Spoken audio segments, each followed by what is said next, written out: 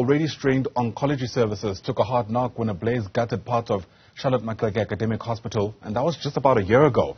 It's now being reported that the backlog has grown and cancer patients' treatment is severely delayed. This morning, the AM report is visiting that facility to look at progress that's been made, or the lack thereof, in reopening. My co-anchor, Michelle Craig, is there for us, and as you can see, she joins us now live. And the real concern here, Michelle, is that lives are at stake, given what happened.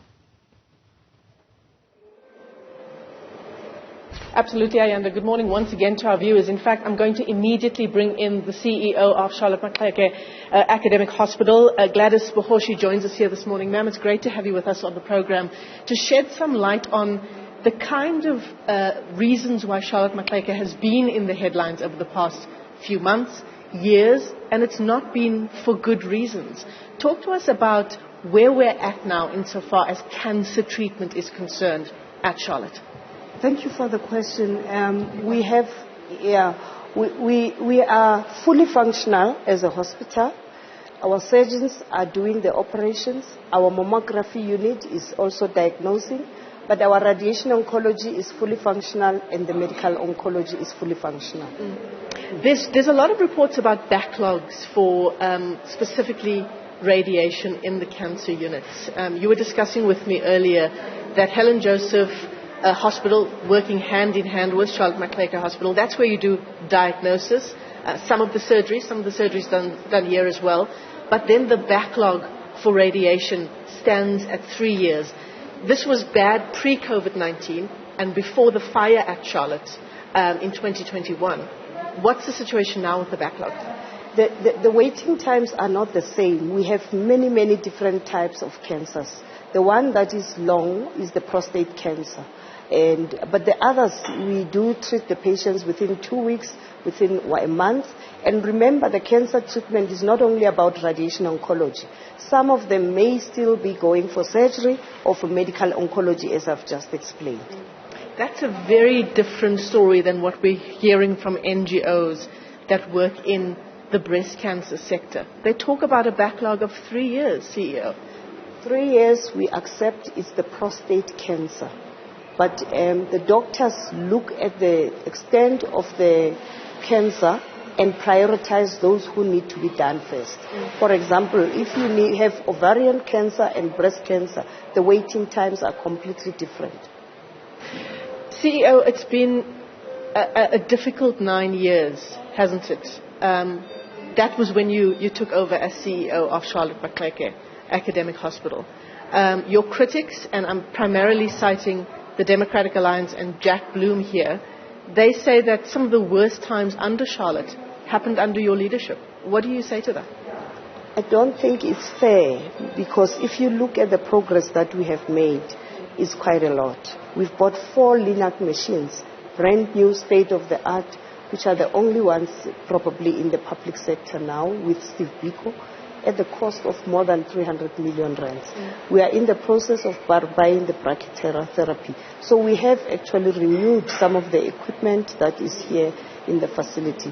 The medical oncology, we have assisted Barra to also start medical oncology, which is going a long way in reducing the waiting time, because then some of the patients that used to be referred from Barra, we have already started doing them at Barra under medical oncology. Do you think that it works against you, that there are some issues that you can't address in the way that a medical doctor would, because you yourself are not a medical doctor? Not really. Managing a hospital is an administrative duty. You just happen to know your systems and processes. The doctors are the ones who make a decision. You are here to support them and facilitate what they think needs to work. Let me ask you this, CEO. And I've asked the CEO of Helen Joseph Hospital this as well. We spoke to her in the last hour of the show. Obviously, you have your job as CEO, and there are certain media engagement strategies that you are following right now for our interview, right? But I'm going to ask you, because any patient that comes into a public hospital in Gauteng will tell us it's not easy, that they don't have a good time accessing our public health facilities in this province. The healthcare sector in Gauteng itself is facing a number of challenges. Corruption, perhaps, is at the very top of it. So I'm going to ask you to take us into your confidence, CEO, about the real challenges, because what you've told us so far paints a rosy picture, right? Everything is happening as it should at Charlotte Maxeke, but that's not the case. Can you take us into your confidence? I'm not saying everything is rosy. The health system is indeed under pressure, because if you look at Gauteng, we have about 16 million confirmed population, but we probably have more than 2 million of undocumented patients. Over and above, Gauteng is the hub, and there are many people who come from other provinces to get their services here. As a result, we are really under pressure. But remember, if you look at the budget and you look at the health, it's about 8.4%. What does public sector around 4% of it? And how many people do they serve? 87% of the population. What does private sector have? 4.7%. What is the population that they are serving? 13%. Yeah. You can imagine, majority of the people who use public sector, they don't even pay. Remember, if you go to the primary health care, you pay nothing. If you come to Charlotte and you are a pensioner, you pay nothing. If you are classified as H1, to see a doctor, you pay 183 rands. To go and do a cardiothoracic surgery, that probably costs 500,000 rands. So there is no way that I can say that the public sector is not under pressure. It is under pressure. But there are many pockets of very good work that is being done that needs to be recognized. And we have done many of the cutting-edge services that we compare with the whole world in terms of how we do things. And through these hardships, people have learned to be innovative. For example, recently we have just launched how to do a treatment of the very prostate cancer, certain ones, not taking them through theater. And the operations were successful. We started it at Barra last year. We were supposed to start it at Charlotte, but we ended up starting at Barra, and ours we started this year. And we are in the process of doing that. So there is constant improvements that we try to do. But yes, there is no way that anybody can say the public health system is not under pressure. Gladys Bohoshi, let me thank you for your time this morning, the CEO of Charlotte Maxeke Academic Hospital. We're live here this morning, as we have been throughout the morning. We started off at Helen Joseph Hospital, and the focus this Breast Cancer Awareness Month really is on the state of our public healthcare services, these two hospitals in particular, because they do play such a big role in the treatment of cancers. We're focusing on breast cancer this morning because of October and what this month means for breast cancer awareness. So we go from the CEO of Charlotte Maxeke Academic Hospital to someone who's also incredibly important in the story that we're telling this morning. Dr. Neo Mabe is a breast surgeon here at Charlotte Maxeke and joins us live this morning as well. Dr. Mabe, it's great to have you with us on the program.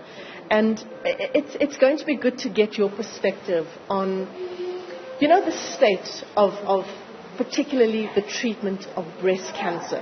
We're talking specifically to Helen Joseph. We were there this morning. We've spoken to NGOs who tell a story that is one of great difficulty in the treatment of breast cancer. What can you tell us this morning? Well, much as there are challenges. I mean, it's not a secret that Charlotte had a fire incident that obviously impacted on management of us having to give optimum health to our breast cancer patients. However, as clinicians, I think we, as opposed to us sitting back and allowing and depending on the state to sort of run and support us in all aspects, we take in consideration the fact that you're treating a cancer patient. There are implications in delaying treatment. There are, of course, disease progression that you're trying to combat. So in us coming into that situation, we thought, what's our main drive, what's our main mission? And that's to offer optimum care to our patient.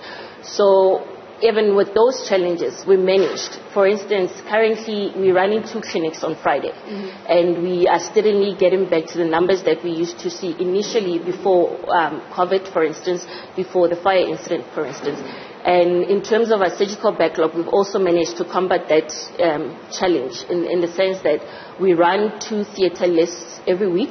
And we've also managed to engage our plastic surgeons to at least offer us 2 lists every alternate Thursdays on the list. And then again, we also go to our peripheral hospitals. For instance, I run a breast list every Tuesday in a month so that everybody, at least we're able to get to everybody. So that list we run at Germiston, and it's mainly focused on non-cancer related breast cancers. And then this side we mainly focus on our breast cancer related surgery so that we combat the problem of a backlog. I want to ask you, Dr. Mawe, because there was a task team that was formed here at Charlotte Maxeke insofar as addressing some of the outstanding issues, shall we say, insofar as breast cancer treatment is concerned. Yes. So that task team was formed in March of this year, which is going to be looking at the capacity issue in terms of staff shortages and also resources. What can you tell us about that task team and your involvement there? With resources, it's a challenge. Oncologically, we've experienced obviously a backlog when it comes to radiation oncology. You wait a longer period of a year, you lose the effects of the chemo, for instance, you lose the effects of surgery. So for that, what we try to do from our side as clinicians is every Thursday we discuss every case based on its merit. And based on the merit of that case, patients get prioritized. And in instances where, of course, you would want to offer patient radiotherapy, we have to adjust the principles, and you'd end up offering surgery in a patient where ideally you would have loved to offer them radiotherapy to minimize the adverse events that surgery would bring. But again, optimum care is what we strive for. So we try do what's within what we can so that our patient at the end of the day is not compromised. I mean, would it be crude, and I hope that you're not tailoring your answers because the CEO is standing right here where we're sitting and talking, but would it be crude to say that it's almost like a triage situation where you're trying to treat the patients who perhaps have the best outcomes? I can't speak for medical oncology and radiation oncology. From a surgical point of view, there's always something to do. You either are treating with the intent to cure or you are treating to palliate. You know, at the end of the day, you want a best outcome. Yes, we're struggling when it comes to radiation oncology. We're struggling when it comes to medical oncology, more so because of the cost effects. Some patients would ideally have to be offered a certain specific targeted therapy that, unfortunately, because of costs that the state unable to carry, the patients don't get that treatment, and as a result that obviously will lead to disease progression. But we try as much as we can from a surgical point of view to get to everybody, but obviously we're not where we would love to see ourselves as yet. I mean, I have no doubt that the doctors here are doing everything in their power to try and find the best absolute outcomes. Dr. Mawe, let me thank you for your time this morning. A breast surgeon here at Charlotte Maxeke Academic Hospital. I mean, it's such a difficult story to tell, isn't it, Ayanda, in the space of just a couple of conversations, on the AM report. Even though we've spoken to the CEOs of these 2 hospitals, there's no doubt that they are doing the best they can with resources that they have, but NGOs operating in this space will say there are so many gaps where lives essentially can be saved, so many things that can be done better. I mean, just driving into Charlotte Maxeke this morning, we were in a massive queue in our car trying to get into the parking lot. It gives you a sense of the kinds of numbers that this hospital sees on a daily basis.